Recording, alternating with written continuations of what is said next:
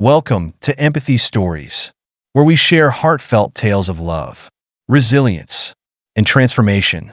Today, we bring you the inspiring journey of Emma Parker, a hardworking singer and waitress, and Daniel Hayes, a wealthy CEO searching for meaning.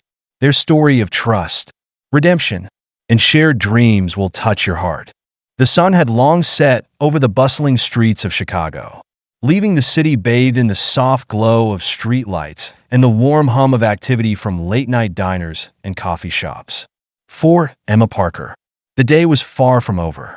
After finishing a grueling double shift at Frank's Diner, she stood in front of Benson's Cafe, a modest but popular spot downtown, clutching her guitar, the cool night air bit at her cheeks. But she didn't let it deter her. This was her second job, singing for hire under the cafe awning. It wasn't glamorous, but it was a lifeline. Emma's voice floated gently through the evening air as she sang a soulful rendition of an old classic. Her music wasn't perfect, but it was raw and honest, reflecting her life, filled with both struggle and hope. A small crowd began to gather, their faces softened by the warmth in her voice. Some dropped coins and small bills into the open guitar case at her feet, while others stood quietly, lost in the emotion of her song. At just 25, Emma carried the weight of the world on her shoulders. After her father passed away when she was a teenager, she and her mother had worked tirelessly to raise her younger brother, Ethan, now 12. But with her mother's health steadily declining, Emma had become the sole provider for the family. Her days were filled with serving coffee and eggs at the diner, and her nights were spent singing for tips. Yet, despite her heavy responsibilities, she found moments of joy in her music and in Ethan's laughter. It wasn't the life she had dreamed of, but it was the life she had, and she faced it with quiet resilience. Across the city, Daniel Hayes sat in the back seat of his sleek black car, staring out at the passing streets. At just 32, he was the CEO of Hayes Tech, a multi-billion-dollar company he had built from the ground up. His life was the epitome of success, filled with penthouses, tailored suits, and exclusive invitations. Yet, he often felt a deep sense of emptiness. The trappings of wealth, once so enticing, now felt hollow. In his heart, Daniel longed for something real, something that couldn't be bought or sold. That evening, after a particularly draining day of meetings, Daniel asked his driver to stop the car. He wanted to walk, to feel the city as it truly was. As he strolled past the glowing storefronts, he heard a voice. It was soft at first, carried on the wind, but it stopped him in his tracks. Following the sound, he found himself standing outside Benson's Cafe, where a young woman sang with her eyes closed, her fingers strumming gently on her guitar. Daniel lingered at the edge of the small crowd, captivated not just by her voice, but by the vulnerability in her performance. She wasn't polished or rehearsed, but there was a raw beauty in the way she sang, as if every note carried a piece of her soul. For the first time in years, Daniel felt something stir within him, a quiet sense of connection to a world far removed from his own. When the song ended, the crowd dispersed, leaving Daniel standing alone as Emma began packing up her things. He hesitated for a moment before stepping forward and placing a crisp $20 bill in her guitar case. "You have a beautiful voice," he said simply, his voice calm but warm. Emma looked up, startled by the compliment. She was used to receiving polite smiles or hurried tips, but his words carried a sincerity that caught her off guard. "Thank you," she said, her hazel eyes meeting his for a brief moment before she looked away, embarrassed by her flushed cheeks. Daniel nodded and turned to leave, but something about her stayed with him. Over the next few weeks, he found himself returning to Benson's Cafe more often than he cared to admit, sitting quietly at an outdoor table with a coffee in hand as Emma performed. She noticed him too, the tall man in the corner, always watching with a thoughtful expression. He wasn't loud or flashy like some of the cafe's patrons. He was quiet, almost introspective, and there was a kindness in his gaze that made her feel seen. Eventually, their exchanges grew longer. Daniel began striking up small conversations after her sets, asking about her song choices or complimenting her performance. Emma, who was used to rushing through life, found herself lingering just a little longer, drawn to the genuine interest he showed in her music. By day, Daniel began frequenting Frank's diner, learning her work schedule so he could sit at the counter during her shifts. Emma, initially puzzled by his consistent presence, eventually warmed to him. She learned that he worked in tech, though he never elaborated, and that he had grown up in Chicago. He listened intently as she spoke about her brother, Ethan, and her dreams of one day opening a small bakery. It felt strange but comforting to share pieces of herself with someone who seemed to care. What Emma didn't know was that Daniel wasn't just interested, he was captivated. In her, he saw a strength and authenticity that he had never encountered in his world of boardrooms and business deals. She reminded him of the kind of life he had long forgotten, a life where small joys mattered more than grand gestures, and where people cared for each other not out of obligation, but out of love. For Emma, Daniel was a mystery. He was kind, attentive, and unassuming, qualities she wasn't used to encountering. He never looked down on her or treated her work as insignificant. And slowly, she found herself looking forward to his visits.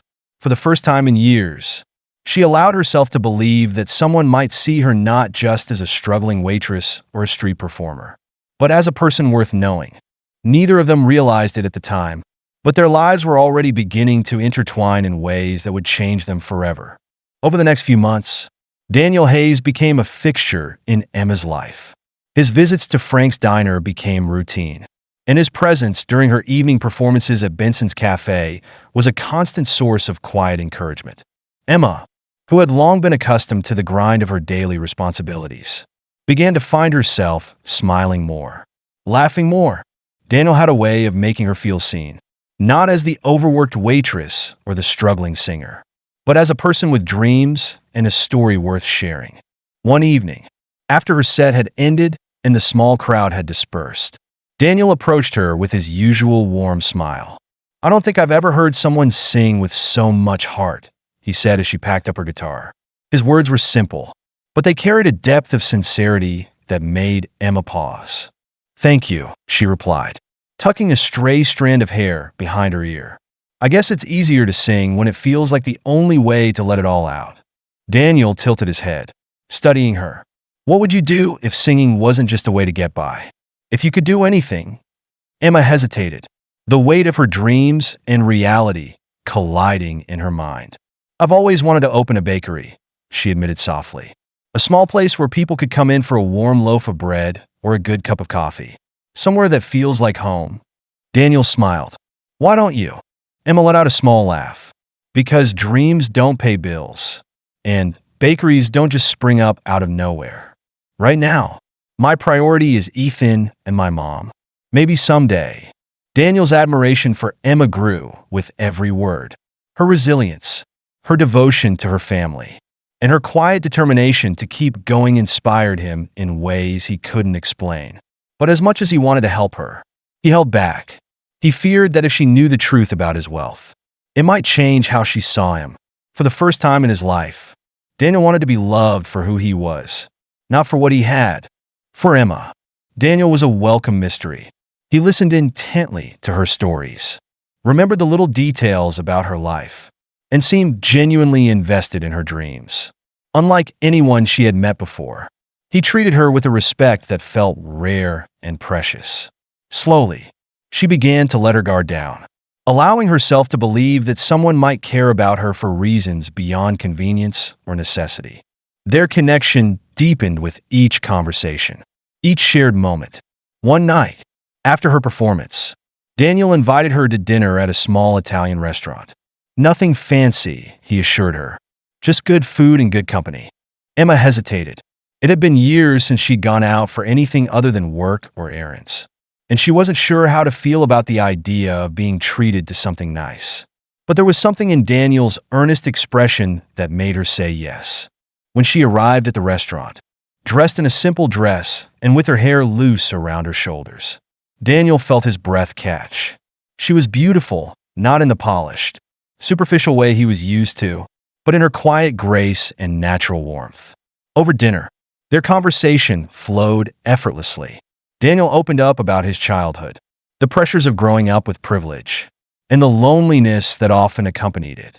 For the first time, Emma saw a vulnerability in him that mirrored her own. "You don't have to carry it all alone," she said gently. Her hazel eyes filled with understanding.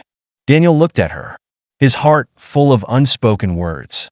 "Emma, I think I'm falling for you," he admitted, his voice steady but soft. Emma's cheeks flushed, and she looked down, a small smile playing on her lips. "I feel the same," she whispered. For both of them, it was a moment of pure joy, a glimpse of something real and lasting in a world that often felt overwhelming and uncertain. But as their relationship grew, so did Daniel's internal conflict. He wanted to tell Emma the truth about his wealth, but the fear of losing her kept him silent. The turning point came during another dinner, this time at Lombardi's Bistro, a far more upscale restaurant than Emma was used to.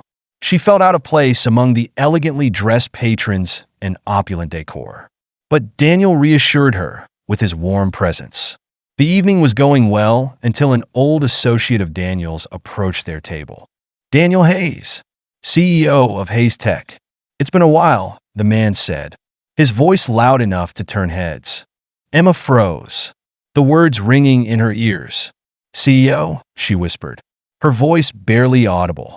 Daniel's heart sank as he saw the confusion and hurt in her eyes. "Emma, let me explain." "You lied to me," she said, her voice shaking. "This whole time, you pretended to be someone else." "Why?" Daniel reached for her hand, desperation in his voice. "Because I didn't want to lose you. I wanted you to see me, not my money." But Emma pulled away, tears brimming in her eyes. "You didn't trust me enough to tell me the truth. How can I trust you now?" Without another word, she stood and walked out, leaving Daniel alone at the table. The remnants of what had been a perfect evening lay shattered around him, a stark reminder of the cost of his deception. As he sat there, surrounded by strangers and the hum of the restaurant, Daniel realized he had made the biggest mistake of his life, and he would do whatever it took to make things right. The days that followed were some of the loneliest of Daniel's life. The warmth and light Emma had brought into his world now felt like a distant memory. He had always known that his lie would catch up to him, but he hadn't anticipated how much it would hurt to lose her. Determined to make amends, Daniel poured his heart into a handwritten letter, explaining everything, the reasons behind his deception, his regrets, and his hope for a second chance. He included an invitation, asking her to meet him at Willow Creek Chapel on Saturday, the place where his parents had married and where he hoped to rebuild what he had broken. Emma received the letter 2 days later. She read it over and over, her emotions a storm of anger, sadness, and something else she couldn't quite place. Daniel's words were raw, vulnerable, and filled with the sincerity she had always admired in him. Still, she wasn't sure if she could trust him again. The pain of his betrayal lingered, but so did the memory of the man who had listened to her dreams and treated her with kindness. On Saturday, Emma found herself standing outside the chapel, her hands trembling as she pushed the door open. The air inside was still and serene, the sunlight streaming through the stained glass windows casting colorful patterns on the wooden pews. At the front of the room, Daniel stood alone, his hands clasped nervously in front of him. When he saw her, his face lit up with a mixture of relief and apprehension. "Emma," he said softly, stepping forward, "thank you for coming." She nodded but didn't speak, her arms crossed as she waited for him to explain. "I was wrong," Daniel began, his voice steady but filled with emotion. "I was so afraid of losing you that I let my fear cloud my judgment. I didn't want my wealth to define how you saw me. But I see now that by hiding it, I hurt you. And I'm so sorry." Emma's hazel eyes softened, though the hurt was still visible. "You should have trusted me, Daniel. I've spent my whole life being honest, because that's all I've ever had. I didn't need you to be perfect. I just needed you to be real." Daniel nodded, his throat tight with emotion. "You're right.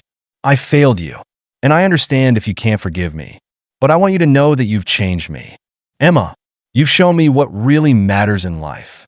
That's why I've decided to redirect most of my wealth into a foundation to help families like yours. People who are working hard but need a little extra support. It's not about the money. It's about building something meaningful. Emma's breath caught as she listened. There was no arrogance or pride in his words, only a deep sincerity. You gave up your wealth? She asked, her voice trembling. Daniel shook his head. Not all of it, but enough to make a difference. I've realized that real wealth isn't in what I own. It's in the people I care about, and the life I want to build with you. Tears welled in Emma's eyes as she took in his words. For the first time since their falling out, she saw not the millionaire CEO, but the man who had listened to her sing, who had asked about her dreams, and who had cared for her in a way no one else ever had. You didn't have to give up everything. Daniel, she said softly, her voice breaking. You had me the moment you saw me for who I am. Daniel stepped closer, his eyes searching hers. Does that mean? Emma nodded, a tear slipping down her cheek. It means I forgive you, and I choose you, today and every day. Relief flooded through Daniel as he wrapped his arms around her, holding her as if letting go wasn't an option. For the first time in weeks, the ache in his heart began to ease. Their journey didn't end there. It was only the beginning.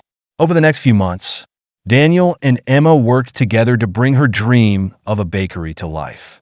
With Daniel's resources and Emma's vision, they opened Ethan's Place, a warm, welcoming cafe named after her younger brother. The bakery became a hub for the community, offering not only freshly baked goods but also live music nights where local performers could showcase their talents. Just as Emma once had in front of Benson's Cafe, Daniel's foundation flourished as well, providing grants and resources to families struggling to make ends meet. Emma became an active part of the initiative, using her story to inspire others to pursue their dreams despite the odds. For Daniel, life with Emma and Ethan brought a sense of purpose he had never known. And for Emma, love had shown her that vulnerability and trust could lead to a future brighter than she had ever imagined. On a crisp autumn evening, as the cafe buzzed with laughter and the aroma of fresh pastries filled the air, Emma looked across the room at Daniel, who was helping Ethan set up a makeshift stage for that night's open mic. Their eyes met, and in that moment, she felt an overwhelming sense of gratitude for the struggles that had shaped her, the music that had brought them together, and the love that had healed them both. Their story was a testament to the power of forgiveness, the courage to rebuild, and the beauty of finding purpose in the simplest joys. Together, they had proven that true wealth wasn't in material possessions, but in the connections that made life worth living. And as they stood hand in hand, watching their dream come to life, they knew they had found something far greater than success.